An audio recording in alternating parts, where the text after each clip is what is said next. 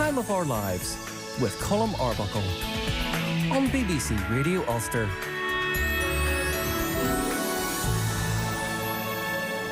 And you're very welcome once again to the programme. My studio guests today are Helen Honeyman. Helen came to Belfast to do 2 weeks voluntary work in 1970, and she's still working here 46 years later. Very welcome to the programme.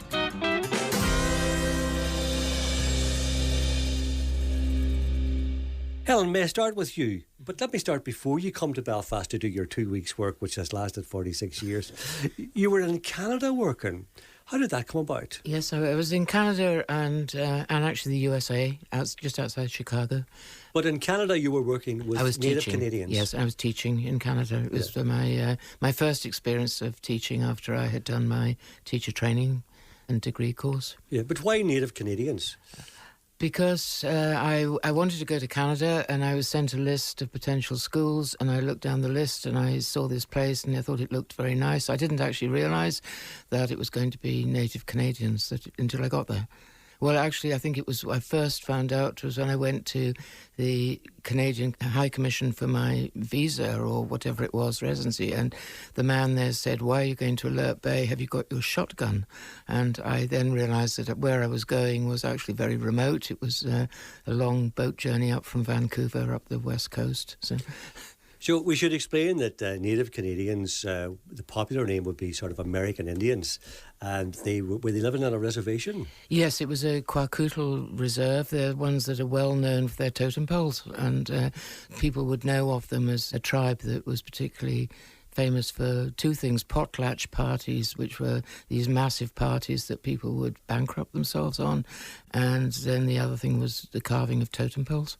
What kind of work did you do with? Was it only children you were working with? I was teaching in a high school. General education? Yes, absolutely. It was the British Columbia curriculum, and I was teaching Canadian history and English and maths and science. Canadian history I knew nothing about until I went there and found I had to teach Canadian history to these children.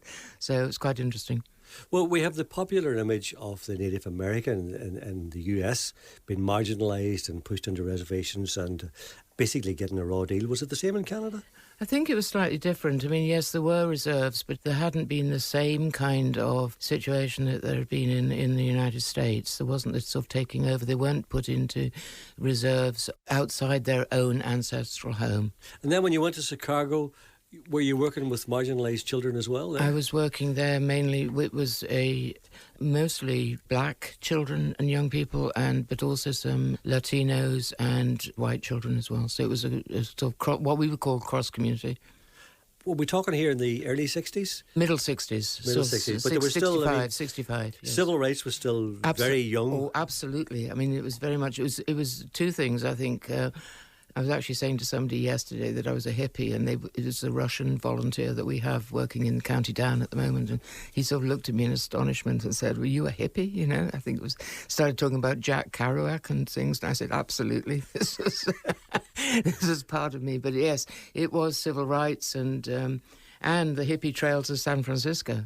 Paint me a picture of life for a young black child in Chicago in the mid-60s. What was it like?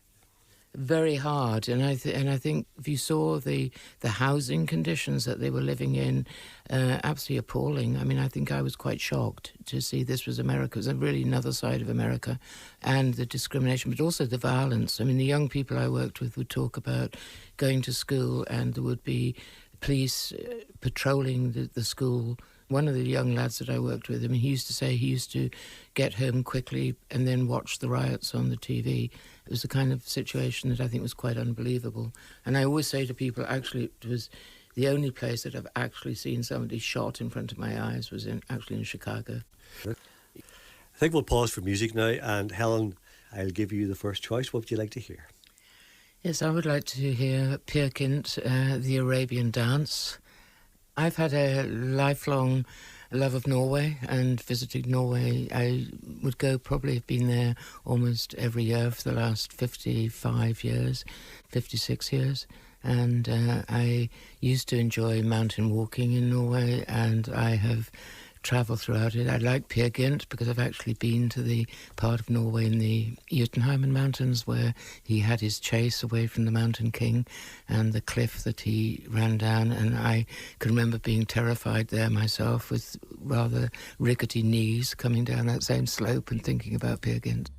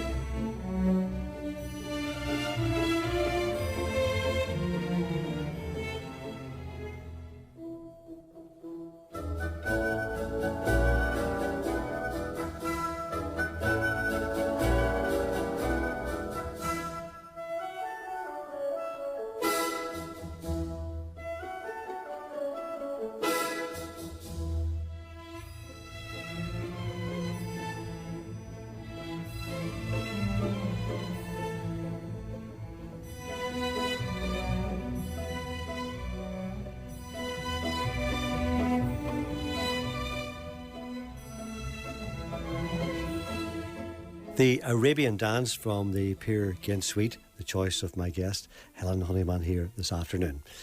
So, Helen, you've left British Columbia in Canada, you've come to Chicago, then you come back to London, then you eventually end up here in Belfast to do 2 weeks voluntary work. How did that happen? I was a member of an international voluntary organisation that was set up after the First World War called Service Civil International, and I was on the UK committee, and I went to a committee meeting and the people in charge said what was I doing during the summer holidays, and I said I was going to go to Bulgaria to meet up with some friends from Eastern Europe because it was a place we could all meet.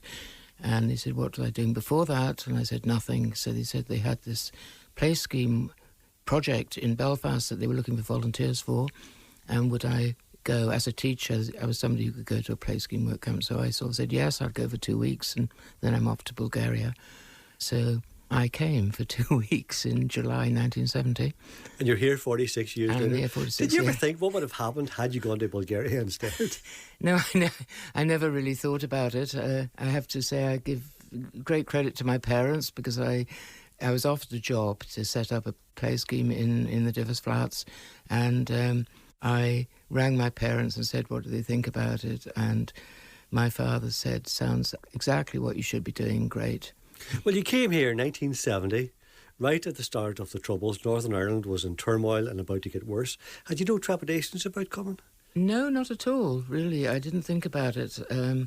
I was amazed. I remember coming down from Aldergrove. Actually, I'd taken the last flight from England possible before the start of this project. And I remember coming down. I had never in my life seen as many Union Jacks. And I remember thinking, what is it, you know? And then I arrived where we were supposed to be staying on the Falls Road, and there was the curfew, and a wee woman said to me, because actually I wasn't staying there, I was staying down in St Anthony's School, which used to be on Millfield, and she told me I better hurry because it was just before the start of the curfew time that I had to hurry down the road. And I remember thinking I hadn't even realised that all this was going on. And actually, I think that's the thing that struck me, that I did know something about Northern Ireland because my father had been here a lot as a child and were family connections, but I didn't realise the exact situation. But having said that, there was a group of us, international volunteers, and the first day we had something like 500 children in St Mary's School on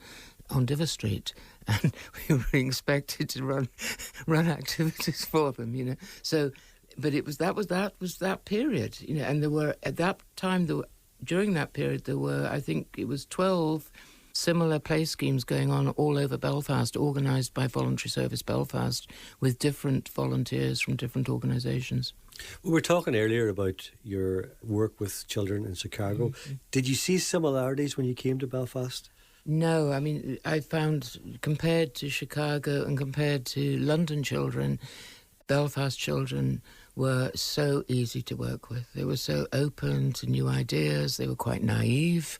They were definitely not streetwise. So actually, they were really lovely to work with. Because so what were their circumstances then? Why were you working with them? There was lack of opportunities. I mean, they were cooped up in poor housing. I think the education system here was quite formal, you know, so informal type of activities to do were not available for them. So what did you do then? What kind of activities did you get up to? Everything from swimming in Loch Ness in our knickers to going up to Giant's Causeway, to doing arts and crafts and playing games and different things. I had to actually learn the rules of Gaelic football because the boys wanted to do Gaelic, you know, it's all sorts of different things. Helen, Glebe House. What was the thinking behind Glebe House and setting it up?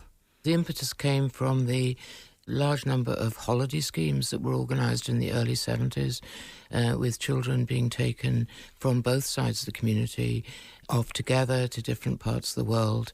And the thinking behind the two groups that set up Glebe House or Harmony Community Trust were the Belfast Rotary Club and International Voluntary Service, both of whom had been involved in such schemes, but they decided that rather than be taking children out of Northern Ireland, it was more important to give children the opportunities in Northern Ireland to have fun together, to get to know each other and to generally appreciate life here. Yeah. So it was very much cross-community right from the word go. Absolutely, absolutely. Cross-community and promotion of community relations, but not in a heavy way, but more in a sense of learning to understand each other and just hear other people's viewpoint. So you were introducing children from here who probably would never have met each other had it not been for Glebe House and organisations like that. Absolutely, yes. Yeah. And what did they get out of it?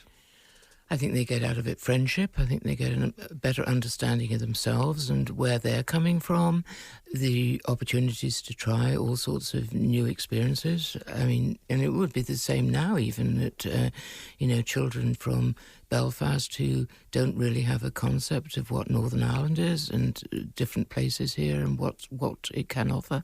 Well, you've mentioned a few times that you felt that it was better to keep the children here in Northern Ireland rather than sending them away. Now, my own brother, for example, from Derry, we lived in Derry during the Troubles, and he went out to America for a few weeks, but he had a great time. He thoroughly enjoyed it and loved it and made friendships which are still there many, many years later. So, but you're convinced that that was not the right way to maybe handle the children. Yeah, I'm not saying it was wrong, and I know that a lot of children did have a great time, but in a sense, I would hear children coming back who would be saying that you can only do this in America, that it's in America that you can go swimming or you can explore in the forests or just have a good time on the beach.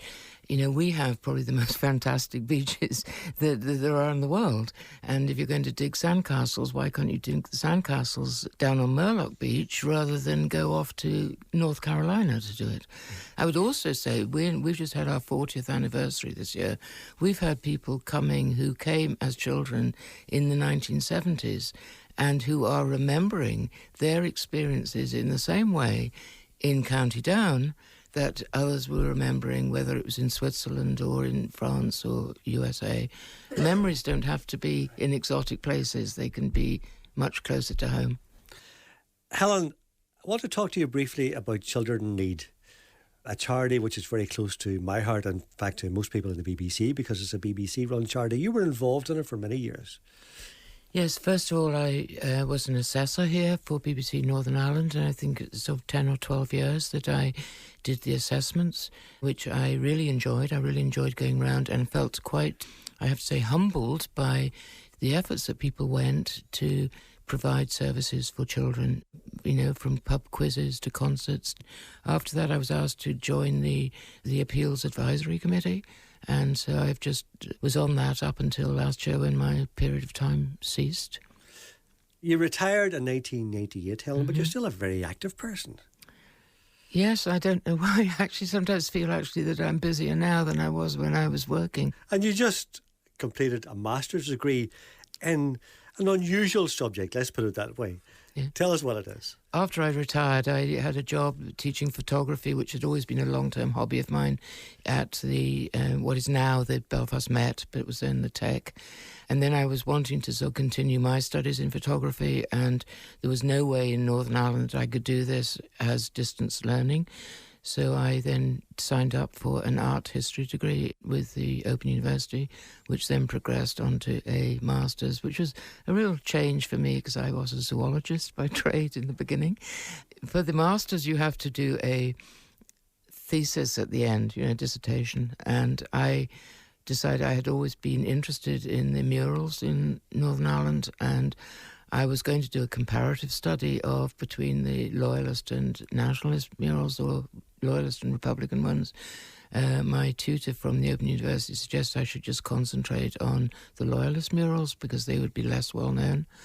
My thesis was Loyalist murals, are they art or are they not? So it was quite an interesting topic. So I actually made the case that Loyalist murals were actually very much community projects, and the re-imaging that's been done in Ards Borough Council area, which I concentrated on, would be very much what the communities wanted to put on, what they felt represented a community, which was not the gunmen, I'd say. Well, Helen Honeyman, I've enjoyed talking. Thank you very, very, very much. And it brings us to the end of the programme, in fact, to the end of this present series. Time of Our Lives with Colm Arkuckle on BBC Radio Ulster.